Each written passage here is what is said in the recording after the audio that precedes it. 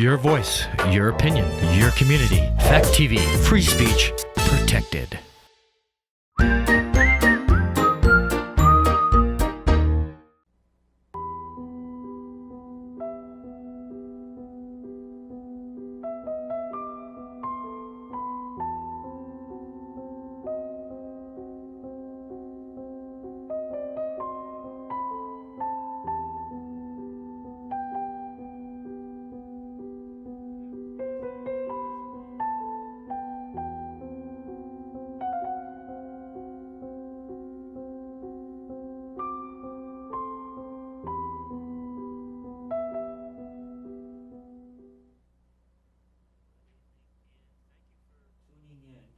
To another edition of What Do You Think?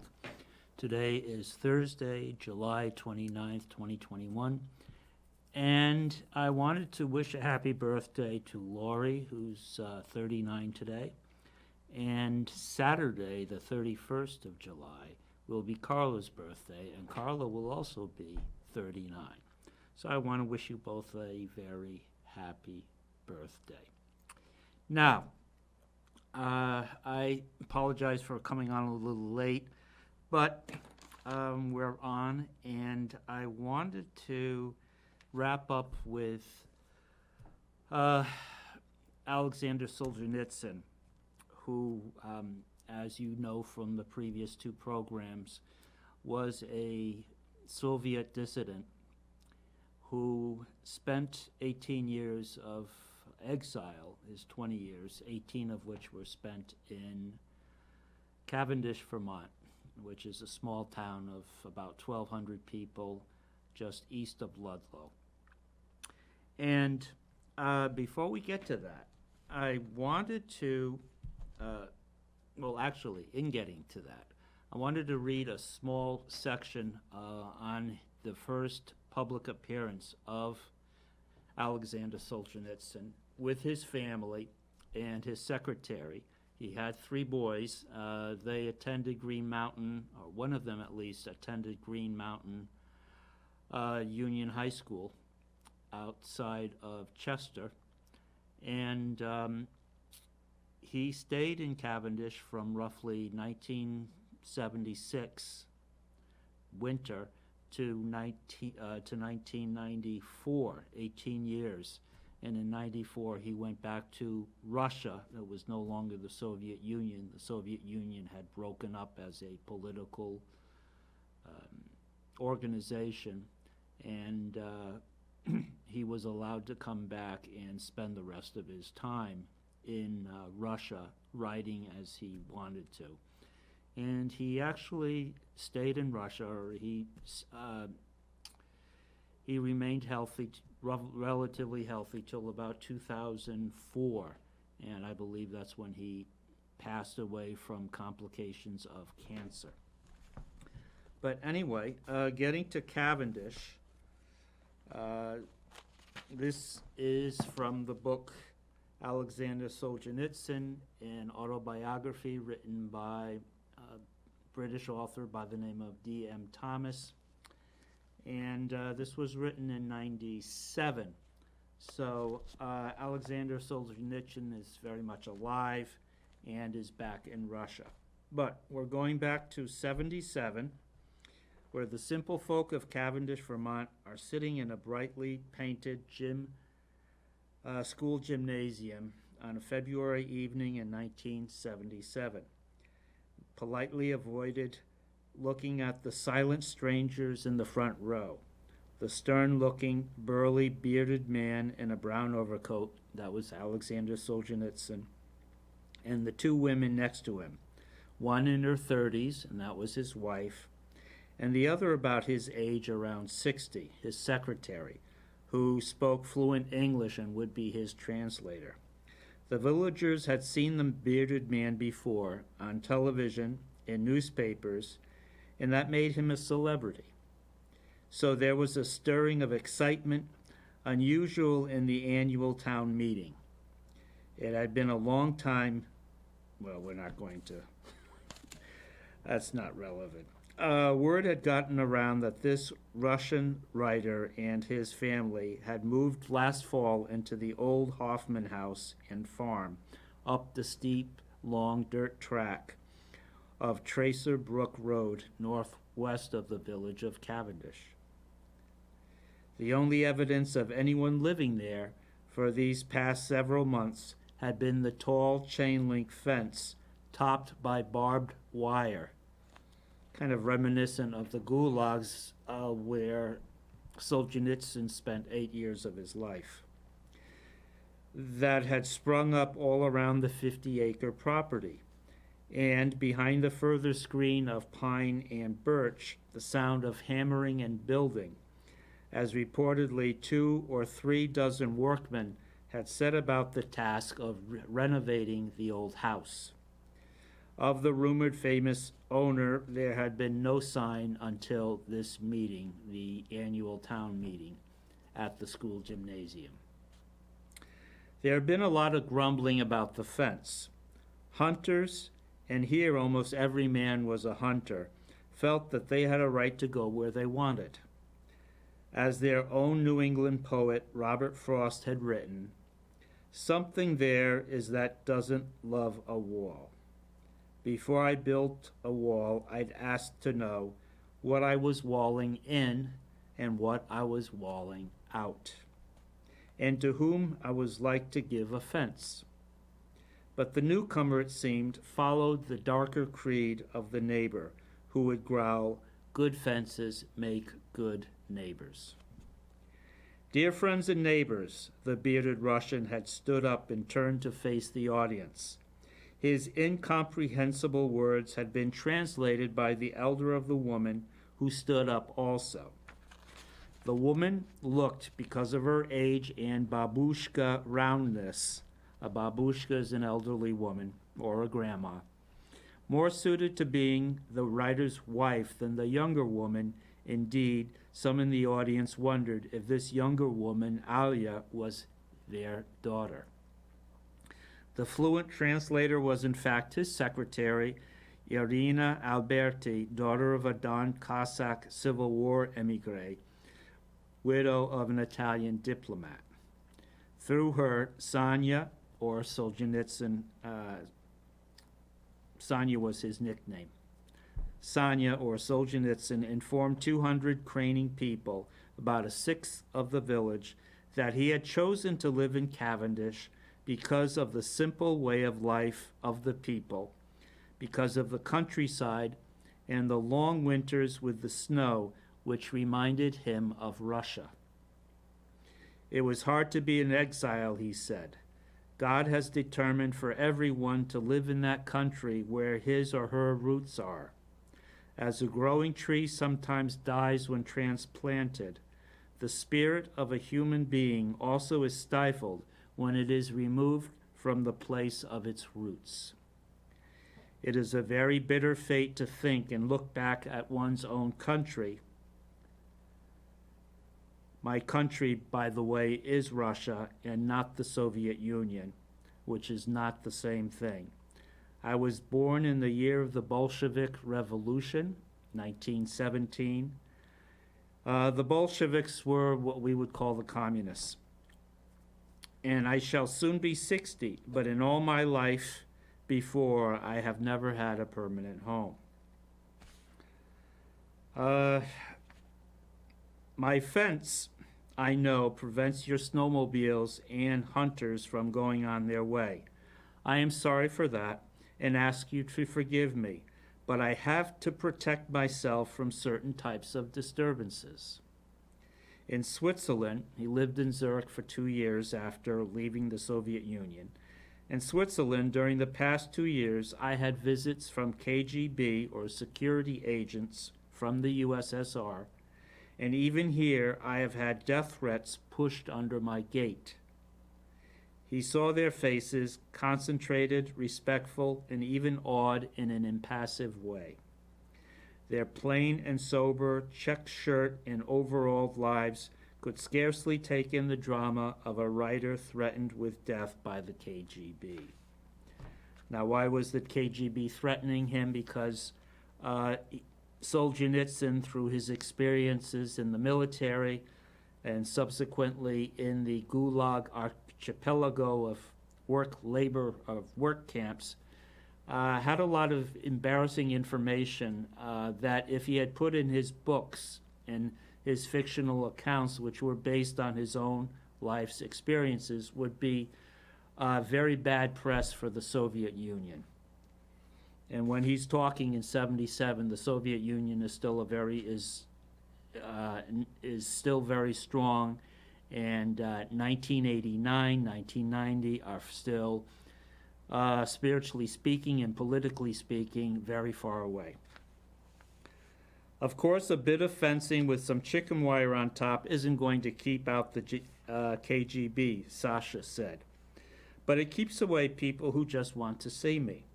Journalists who think they should know every detail of my life and have pictures of me published.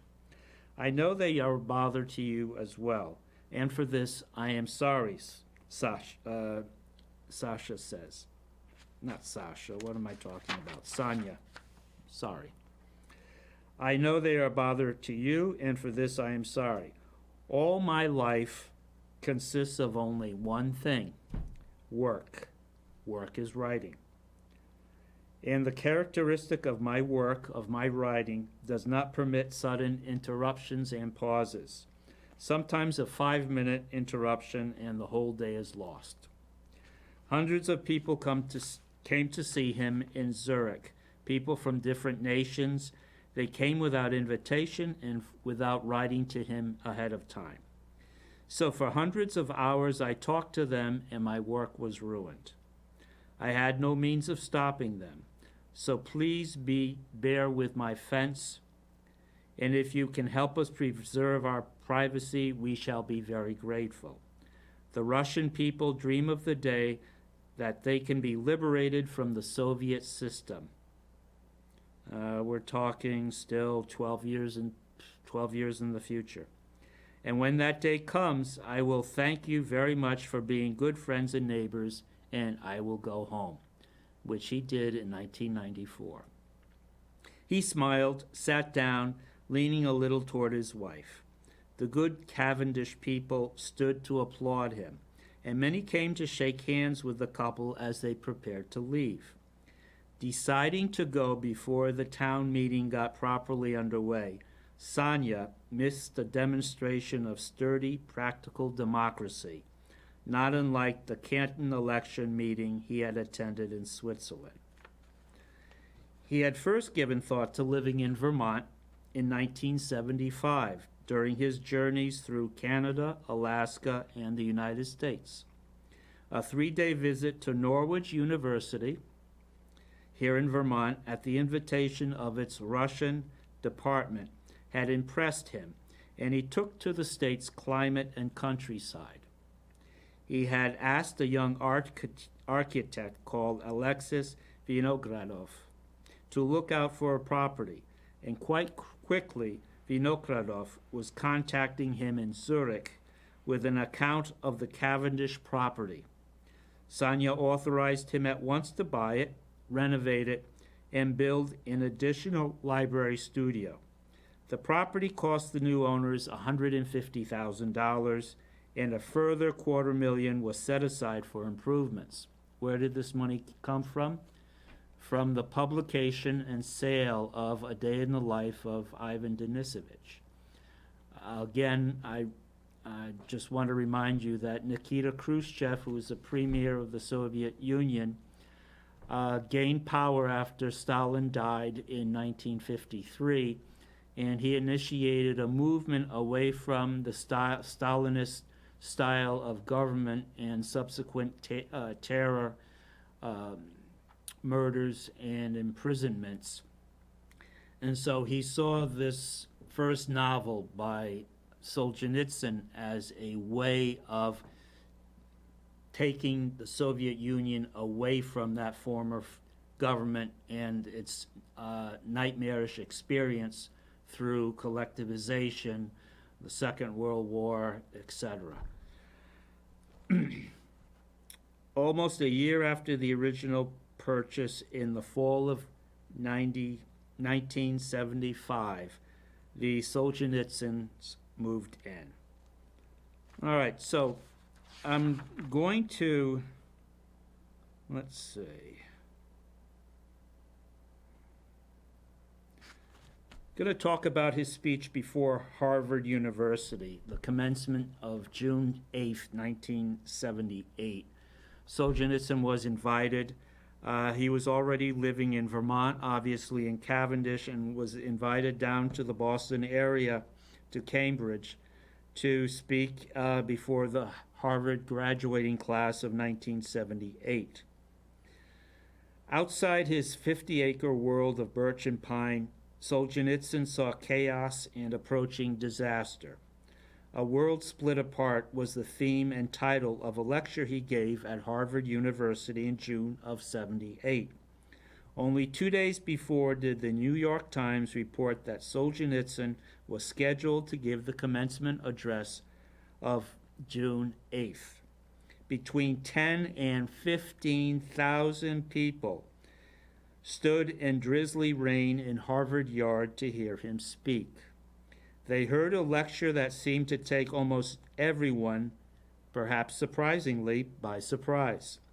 He said little or nothing he had been saying for the past 4 years.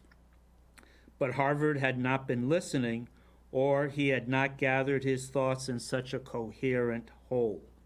The commencement address, in the words of Ronald Behrman, I'm not sure who Ronald Behrman is, but had the kind of impact made by Churchill's speech in Fulton, Missouri, warning of an iron curtain descending across Europe, and it set off an avalanche of critical misunderstanding.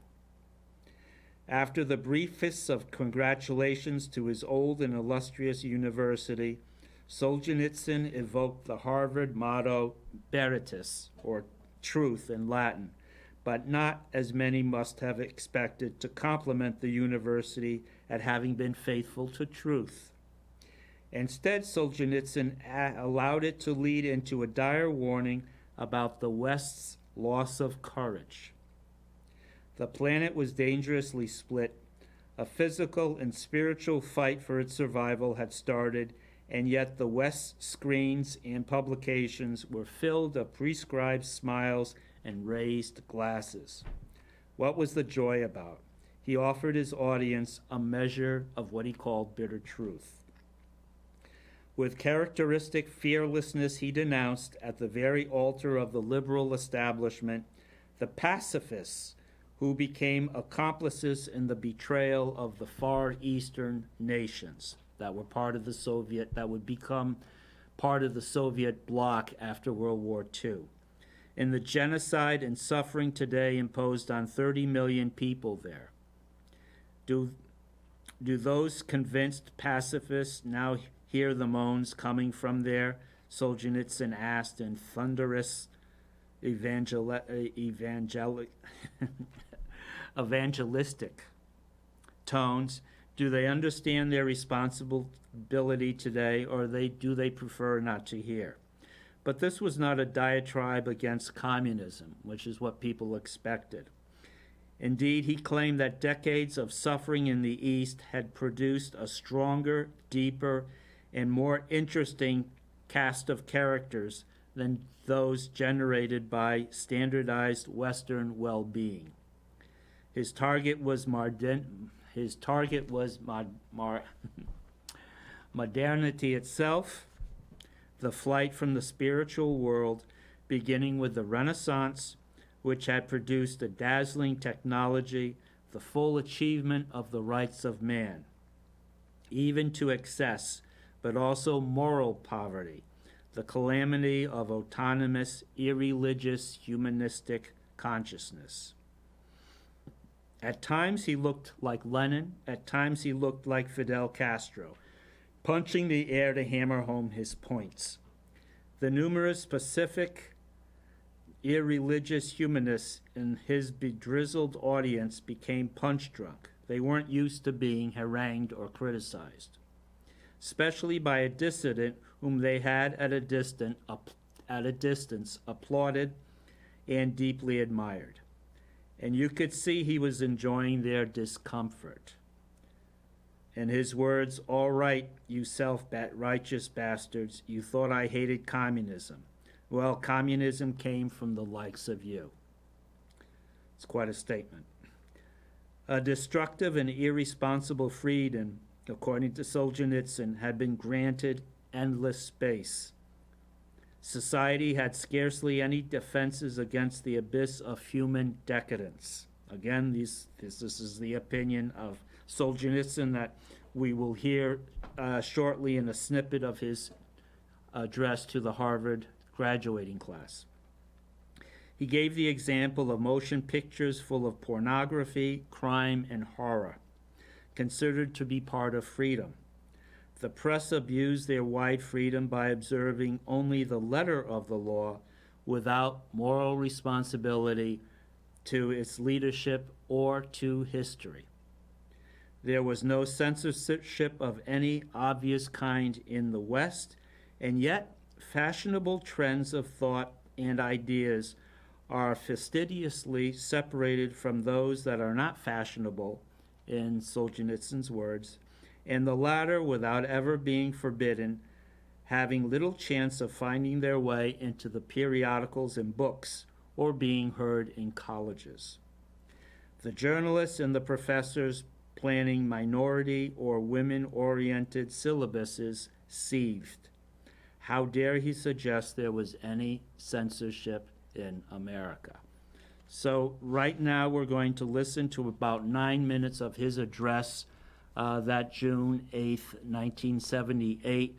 And I'm going to ask you to please bear with the filming of the time. Unfortunately, he speaks, it's not unfortunate, but his English, he did not feel his English was up to the task of communicating what he wanted to share.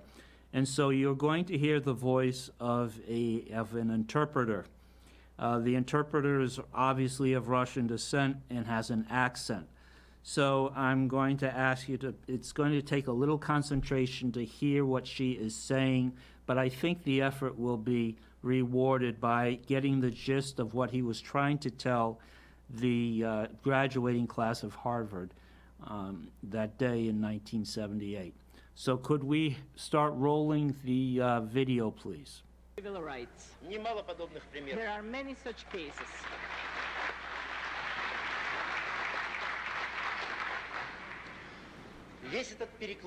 Such a tilt of freedom in the direction of evil has come about gradually, but it was evidently born primarily out of a humanistic and benevolent concept, according to which there is no evil inherent to human nature. The world belongs to mankind, and all the defects of life are caused by wrong social systems which must be corrected. Strangely enough, though the best social conditions have been achieved in the West, there still is criminality, and there even is considerably more of it than in the pauper and lawless Soviet society.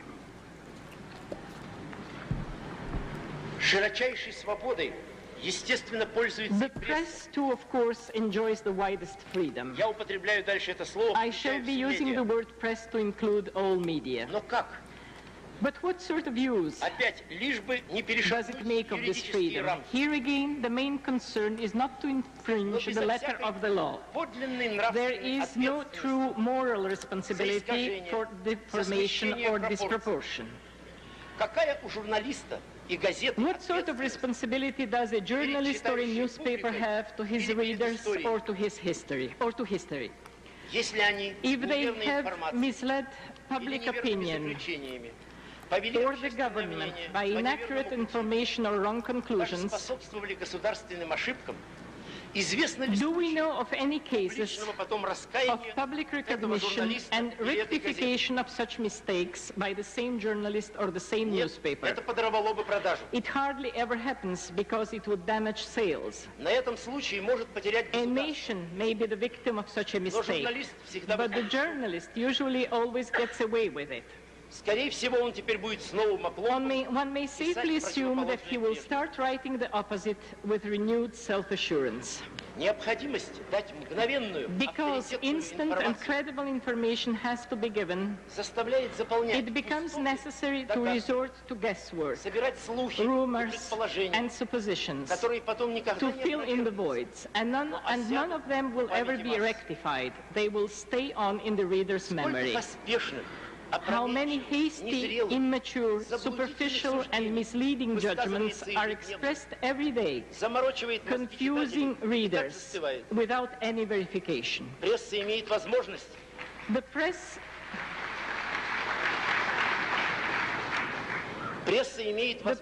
can и симулировать both общественное мнение, simulate public и opinion воспитать его извращенно. and miseducate it. То создается Геростратова Thus, слава we may террористов, see terrorists described as heroes, то раскрываются даже or secret matters оборонные тайны своей pertaining to страны, one's nation's defense publicly revealed.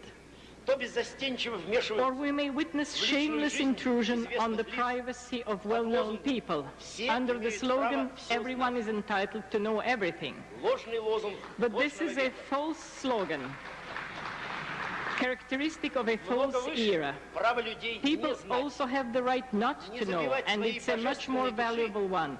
The right not to have their divine souls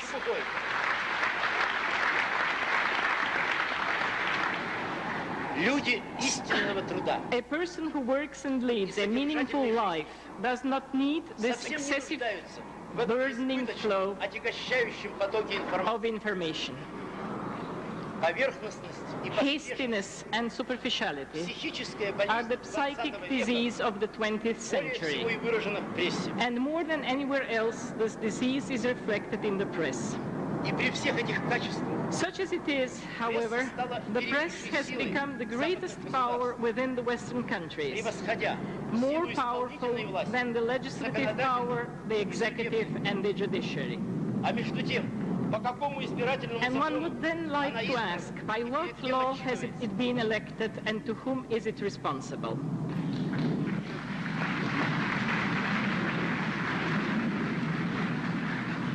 Если на коммунистическом Востоке In the communist East, журналист a откровенно journalist is назначается как frankly государственный appointed чиновник, as a state official. то кто выбирал западных But who журналистов? has granted Western journalists their power? На какой срок? For how С long a какими time полномочиями? and with what prerogatives? И еще одна неожиданность для человека, пришедшего с There is тоталитарного yet another surprise for someone coming from the East, с его строгой унификацией where the прессы. press is rigorously unified. У западной прессы в целом One gradually discovers a common trend of preferences within the Western press as a whole. ветер века, It is a fashion. общепризнанные There are допустимые generally границы accepted суждений, patterns of judgment. а может быть и There may общекорпоративные be интересы. common corporate interests. И все это вместе The действует sum effect being не соревновательно, not competition, but unification. безудержная свобода Enormous существует freedom для самой прессы, exists for the но не press, для читателей. but not for the readership. Достаточно выпукло и звучно. Because newspaper mostly give enough stress and Газеты передают emphasis только те мнения, to those opinions which do not too openly contradict their own этому общему and the направлению. general trend.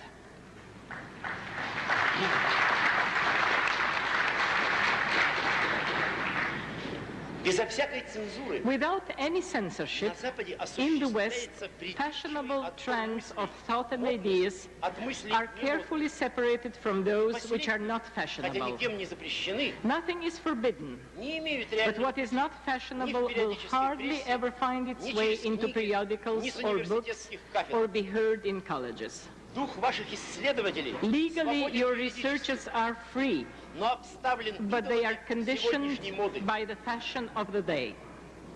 Непрямым насилием, как There на Востоке, is no open violence, such as in the East. However, a selection dictated by fashion and the need to match mass standards устраняется от вклада в общественную frequently жизнь. prevent independent-minded people from giving their contribution to public life. Появляются опасные черты There is статности, a dangerous tendency to flock together and shut off successful development. В Америке Мне приходилось I have получать received letters in America замечательно умных from людей, highly intelligent persons, какого-нибудь профессора maybe дальнего a teacher in a провинциального колледжа, far-away small который college, много who способствовал could do much освежению и for the спасению renewal своей and страны. salvation of his country. Но страна не может его But услышать. his country cannot hear Его не him подхватит медиа. because the media are not interested in him. Так создаются сильные массовые This gives предубеждения. birth to strong mass prejudices, Слепота, to опасная в наш blindness, which is динамичный век. most dangerous in our dynamic era. Например, иллюзорное There is, for понимание instance, современного a мирового self-deluding положения. interpretation of the contemporary world Такой situation. окаменелый панцирь It вокруг works голов, as a sort of a petrified armor что через него уже не around проникает people's minds. ничей Human голос voices из from 17 17 стран countries of Восточной Eastern Европы Europe и and Восточной Eastern Азии. Asia cannot pierce а it. только проломит It will его only be broken неизбежный лом by the событий. pitiless crowbar of events. Я перечислил несколько I черт, have mentioned a few западной traits жизни, of Western life которые поражают which человека, surprise and shock пришедшего в этот a мир new по науке. arrival to this world. Размеры и The задачи этой purpose речи and scope of this speech не позволяют will not продолжить allow обзор. me to continue such a review, Как эти особенности to look западного into the общества influence of these Western отражаются characteristics on на таких important важных aspects сторонах of a nation's национального life, существования, как образование such начальное, as elementary education, образование высшее гуманитарное advanced education in the и humanities, искусство. and art. Okay. Very good. And again, that was Alexander Solzhenitsyn addressing the Harvard University graduating class on June 8th, 1978, roughly about a year and a half after moving to Cavendish. And we are running late. I'm going to end it with that. And I hope you've found the program interesting, thought-provocative, and thought-provocative. And we'll be seeing each other again in August, next Thursday, from 5:30 to 6:15. Try to stay dry, warmer, or sunnier weather is coming back to us. And have a good weekend, and God bless. Bye-bye.